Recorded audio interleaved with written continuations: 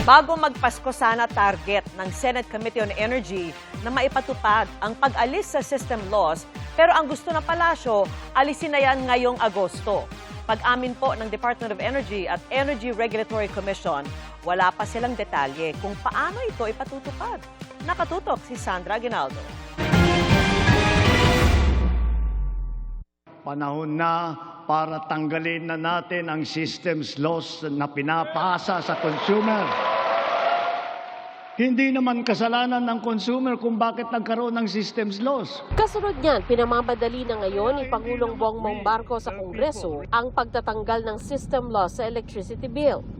Sabi ng Senate Committee on Energy, target nilang maipatupad ito ngayong taon. Target po namin bago magpasko. Actually, target po na Malacanang by end of August. Gusto po na Malacanang talaga matanggal ho yung system loss.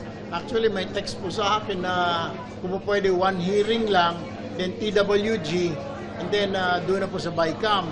Sabi ko medyo mahirapan po. Pero sisipagan nila ang pagdinig dyan, kaya napag-usapan na yan kanina. Unang tinalakay ang non-technical system loss o yung kuryenteng ninanakaw ng iba pero binabayaran ng consumers. Iba pa ito sa technical system loss o kuryenteng natural na nawawala habang dumadaloy ang kuryente sa mga kable mula sa mga planta. Parehong may value-added tax o VAT ang mga ito. Mas mainam na tanggalin na yan upang mabawasan ang pasanin ng ating mga kababayan.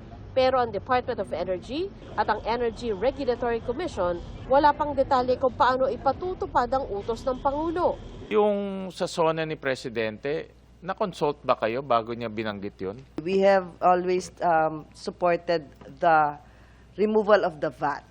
I would have to check with the Secretary if it was something that was discussed with her, Mr. Chair, and we will revert to Kayo sa ERC, being the regulator. Hindi po.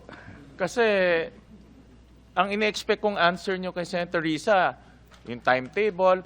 Naungkat din ang sinabi ng Presidente at CEO ng Meralco na si Manny Pangilinan na hindi kakayanin ng power industry kung sila lamang ang papasan sa technical at non-technical system loss. Sabi ng DOE at ERC, kung system loss mula sa ninakaw na kuryente lang ang ipapapasan sa industriya, kaya naman.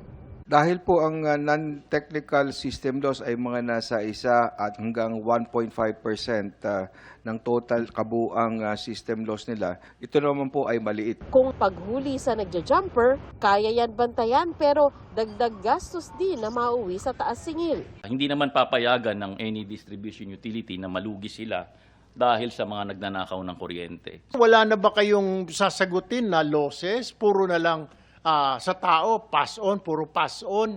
Lahat na lang pinapass on. Napakagandang negosyo pala nito. Hindi ko naisip sana, nagtayo lang ako ng electric company din. Punto naman ni Senadora Riza Hontiveros, may iba pang singil na pwedeng alisin. Mas malaking bahagi niyan ang generation charge. Kasama rito ang fuel at iba pang gastos ng industriya na ipinapasalo sa consumer. Sandra Aguinaldo, Nakatutok, 24 Oras.